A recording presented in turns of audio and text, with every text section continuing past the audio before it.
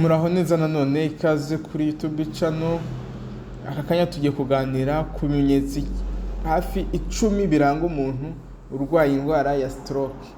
Tuzi ko indwara ya stroke ni indwara ikomeje kwibasira abantu benshi muri kino gihe, by'umwihariko abantu bakuze bareje imyaka 50 kujya kuzamura, ariko n'abantu bari mu myaka yo hasi bashaka kwibasirwa n'iyo ndwara, cyane ko muri no minsi ibyongera ibyago byo kurwara stroke bigenda byiyongera. Zimwe mu ndwara zitandura nka za diabete, imivuduko y'amaraso, byose byongera ibyago byo ku muntu yarwara stroke.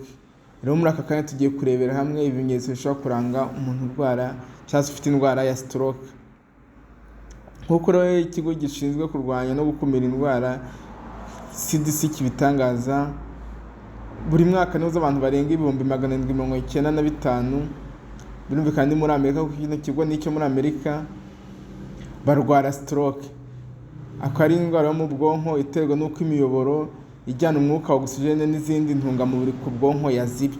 Bivuga ngo imitsi ijyana amaraso ku bwonko iba yifunze, bityo akaba ari igice cy'ubwonko kitarimo kubona amaraso.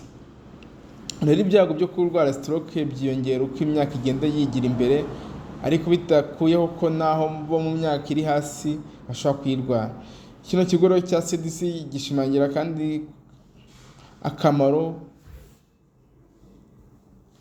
ko kugira ngo umuntu abe yagira icyo bikora hakiri kare, bityo bizamurinde kuba yarwara ino ndwara.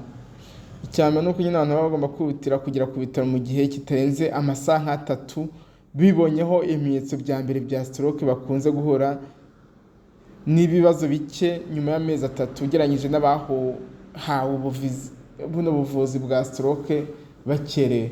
Icy'ingenzi rero bivuze kumenya ibimenyetso bya stroke icyo byagufasha, uzaba ufite amahirwe yo kuba wagera ku bitaro hakiri kare muri amasaha 3, bityo nagera hakiri kare babasha kugufasha cya gice cy'ubwonko kitabonye amaraso kitarangirika. Ariko kutinda ukagera nyuma y'amasaha 6 uzagira n'ubundi ibyabaye byamaje kuba irreversible, ngo cya gice cyabuze amaraso kwera ya mitsi yifunze cyamaje kuba bloqué ku buryo cyase cyamaje kuba gupfa, ku buryo ntacyo naho wakoramo icyafunze amaraso kiba cyarangije gupfa, ntacyo byahindura.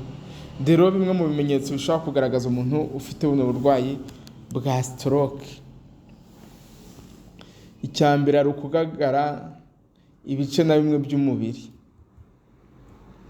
Umuntu ashobora kugagara bitunguranye mu isura, cyangwa se agatakaza ibyiyumvo mu biganza, ibirenge, amaboko, amaguru, cyangwa se no mu zindi ngingo. Uku kunanirwa rero gukora kw'ingingo mu buryo butunguranye bishobora kandi kugutera ibyiyumvo byo gutitira. Birasanzwe kandi ko stroke ishobora gutera kunanirwa ku ruhande rumwe rw'umubiri mu gihe urundi ruhande rukomeza gukora neza. Aha nibyo bakunze kuvuga ngo umuntu yagize paralize igice kimwe cy'umubiri, ugasanga nk'igice cy'ibumoso ntigikora, cyangwa se igice cy'iburyo ntikirimo gukora. Ibi rero bibonyeho uhita ukeka ko wagize stroke, ni byiza kwita wihutira kujya kwa muganga. Ikindi ni ugasanga muri face yawe naho ushobora nko gufunga amaso, hacitse imbaraga naho. Ibi rero ni kimwe mu bimenyetso bya stroke, ukibonyeho wahita wihutira kugana kwa muganga. Ikimenyetso cya kabiri hari ibyo twavuga ngo ni ukugira urujijo. Akenshi umuntu ugiye kurwara indwara ya stroke ashobora kunanirwa kumva biri kuba, cyangwa se agatakaza ubushobozi bwo gutekereza neza.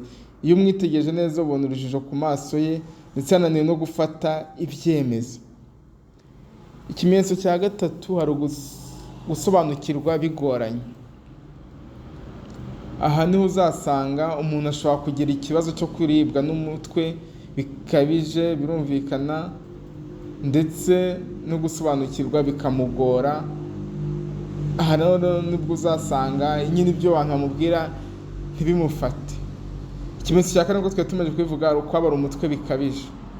Umuntu ashobora kugira ikibazo cyo kuribwa umutwe bikabije, cyangwa se ijosi mu buryo butunguranye. Ibibaho nta mpamvu izwi ibiteye, kandi bikaba ku bantu badafite amateka yihariye yo kurwara umutwe, bitandukanye na wa muntu usanzwe arwara umutwe. Ikimenyetso cya gatanu ari gutakaza ubushobozi bwo kuguma hamwe.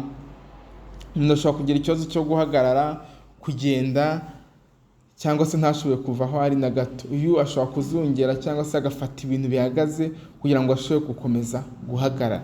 Kubera iki? Cya gice runaka cyacitse imbaraga, ya pararize yagize.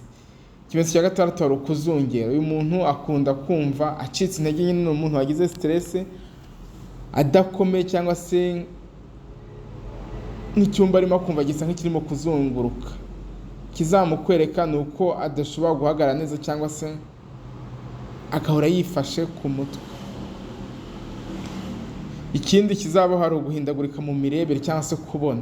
Umuntu ashobora kuba atabona neza cyangwa se afite ikibazo mu jisho rimwe cyangwa se yombi, ndetse usanga atagishoboye no gusoma. Ni ukuvuga ngo ntabwo aba akibona, kubera ko wenda bishoboka ko cya gice kitabonye amaraso ari igice cyo mu bwonko gikurikirana ibyo kubona. Ikindi ari ukugira ibibazo mu kuvuga. Hari igihe umuntu aba adashobora kuvuga burundu, avuga nabi cyangwa se adashobora guhuza ibyo avuga cyangwa se agakoresha amagambo mu buryo budakwiye. Ni ukuvuga ngo umuntu arwaye stroke akenshi atakaza ubushobozi bwo kuvuga, aribyo twita mu cyongereza aphasia. Wenda uzajya kwa muganga usange muganga aravuze ati ntabwo urimo kubasha kuvuga. Ikindi ari ugucika intege.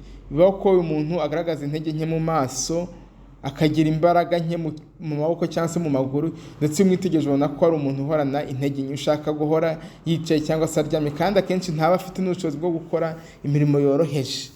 Ibyo rero ibimenyetso bya stroke birashoboka ko byose utabyibonaho, ariko kimwe muri byo ukibonyeho bikunze kugaragara no gucika intege, kugira pararize, kutabasha kuvuga.